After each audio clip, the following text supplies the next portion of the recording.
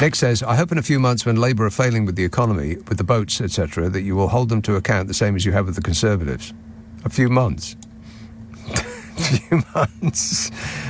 Really? Is that your timeline for them to unwind the catastrophe that has been visited on us for 14 straight years? They get a few months. Are you kidding me?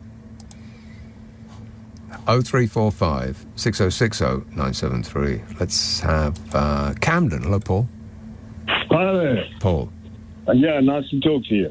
You know, sometimes I think that we learn more when we try to see the people who disagree with, see their opinion on certain matters. For example, I think Marx was right about what he said about capitalism. I just don't believe that communism is the answer. I'm a big fan of Nair Bevan.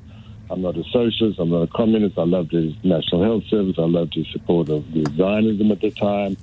But I'm not a left-winger. Okay, so, you know, I agree with lots of things with people that I, in general, don't agree with. And do you think it's possible to see that the real damage done to this country wasn't Brexit, but the Remainers, which was a noble position, but when they lost, they became Remourners, which was not a noble position, and then they became Ramoners, and then Remourners, and now they might be rejoiners. And that I couldn't believe it as an immigrant to this country. I came from South Africa, where I was at a very British school, and I really embraced British values, and I had them beaten into me as well, bad stuff as well. But I do support British values. And the one thing I was taught is you lose well. You lose a tennis match, you lose well, you shake your opponent's hand.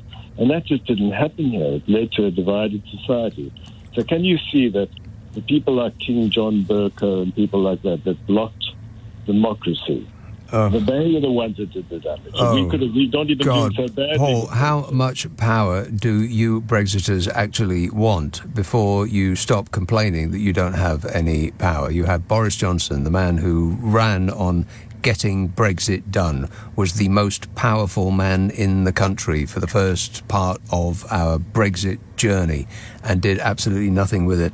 And he was followed by Mrs. Let's Leave herself, Liz Bloomin' Truss, and she was followed by Rishi Sunak, who has always been all for Brexit. That's three prime ministers in a row, three people who had more power. Boris Johnson had a stonking majority. Liz Truss, although right enough, she was too crazy to actually last for very long, but she managed to do a boatload of damage in that short, brief period of time.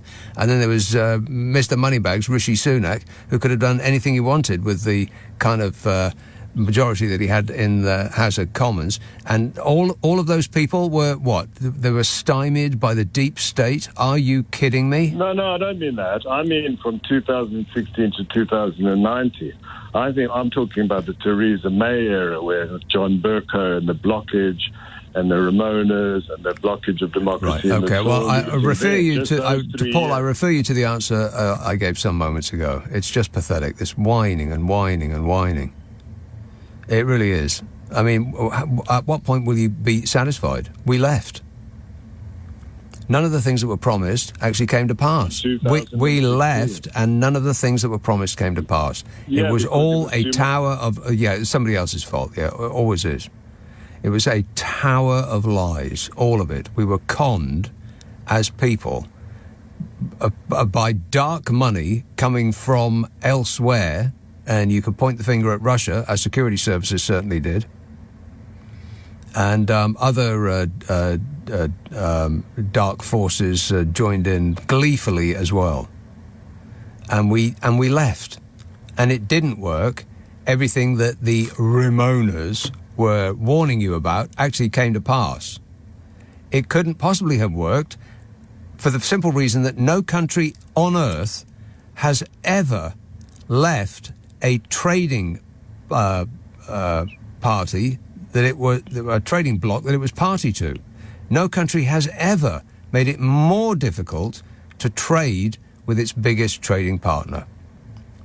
The world's biggest trading bloc that's so near you can see it on a clear day.